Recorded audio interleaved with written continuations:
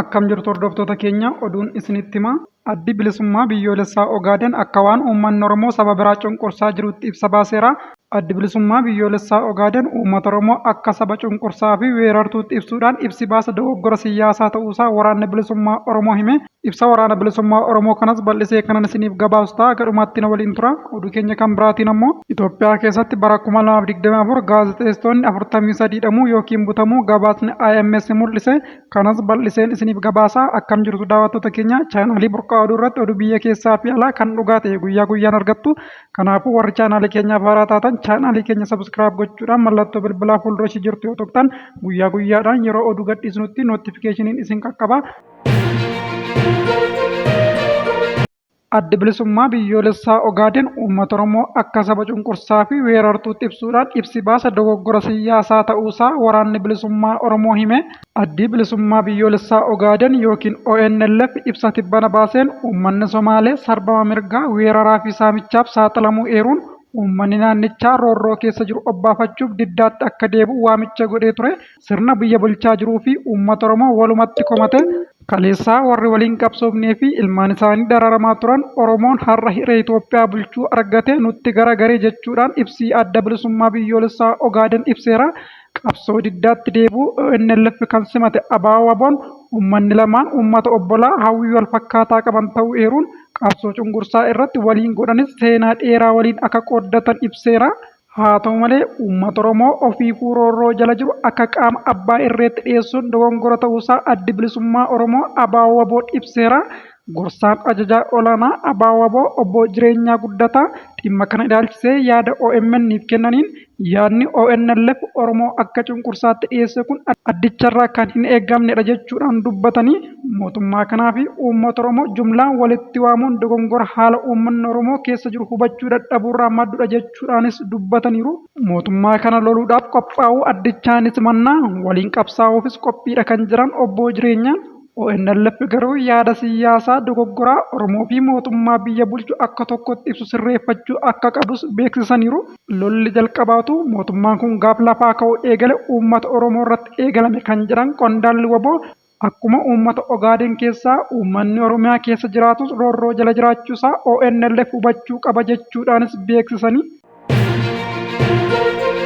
Daawwattoota keenya oduu itti darbaa warri chaanaalii keenyaaf haaraa taatan sabskiraayib godhaa viidiyoo keenya immoo laayik godhaa. Oduu keenya ittaanuun Itoophiyaa keessatti bara 2024 gaazexeessitoonni 43 hidhamuu yookiin butamuu gabaasni IMS mul'ise.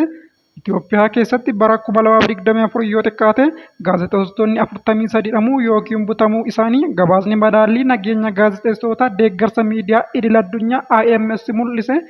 Nageenyi gaazexeessitoota balaadhaaf saaxilamaa jiraachuu eeruun gaazexeessitoonni qaamolee mootummaa fi kan mootummaa hin taane irraa sodaachisoo hidhaa fi rakkinni isaan mudachaa jiraachuus ibseera. Gabaasni afgaaffii gaazexeessitoota 60 waliin taasifamee fi dhimmoota galmaa'an irratti hundaa'uun ifoomse kun kanneen naannolee walitti bu'insaan miidhaman keessa jiran keessumaa Amaaraa, Oromiyaa fi Beenishaangul Gumuz keessatti balaa hamaa keessa jiraachuu isaanii ni mul'isa. Akka qorannoo kanaatti gareewwan hidhatan maallaqaaf jecha yookiin gabaasa miidiyaalee waa'ee walitti bu'insaa irratti hojjetan to'achuuf gaazexeessitoota seeraan ala to'annoo jala oolchuu meeshaalee isaanii saamu jechuudhaan gabaasni kun beeksise. Itti dabaluudhaanis aangawoonni ammoo gaazexeessitoota kan sababa nageenya biyyoolessaa fi dantaa biyyoolessaa jedhuun akka hidhan beeksisaniiru. IMS akka jedhutti bara 2024 gaazexeessitoonni 3 dirqiin dhabamuu isaanii kan ibsu yoo ta'u isaan keessaa 2 haga gabaasni kun bahetti kan hin argamne yoo ta'u isaan keessaa ogeessa kaameraa TV Beenishaangul Gumuz kan haadha warraa isaa waliin maatii dubbisee gara asoosaatti yeroo deebi'u gareewwan hidhataniin butames ni argama jedhe. Naannoo Amaaraatti bara 2023 irraa eegalee waldhabdee waraana humnoota mootummaa fi faannoo gidduutti itti fufee jiruun gaazexeessitoonni hidhaa fi himannaa humnoota seeraan alaa gargaartan yookiin odeeffannoo sobaa waa'ee raayyaa ittisa biyyaa Itoophiyaa facaasaa jirtu jedhanii isaan mudachuus ibse. Gabaasni kun yeroo labsii muddama dheeraa Amaaraa keessatti haala fedhii malee hidhamuu 9 kan galmeesse yoo ta'u gaazexeessitoonni mootummaa fi finciltootaan kan irratti xiyyeeffatame ta'us ibseera. Kanaan wal qabatee gaazexeessaan maqaan isaa akka hin dhaamne barbaadu tokkos IMS'tti akka dubbatetti Anii fi gareen kaameraa koo konkolaataa waajjiraa fayyadamnee gara naannoo Amaaraa deemne sana booda torban lamaaf gareewwan hidhattootaan butamnee ukkaanfamnee rakkina guddaa keessa turree jechuun gaazexeessaan maqaan isaa hin dhaamne tokko AMS'tti himeera. Warri nu booji'an kaameraa fi konkolaataa keenya osoo hin deebisiin bakka dhufnetti akka deebinu nutti himan jechuudhaanis dubbate.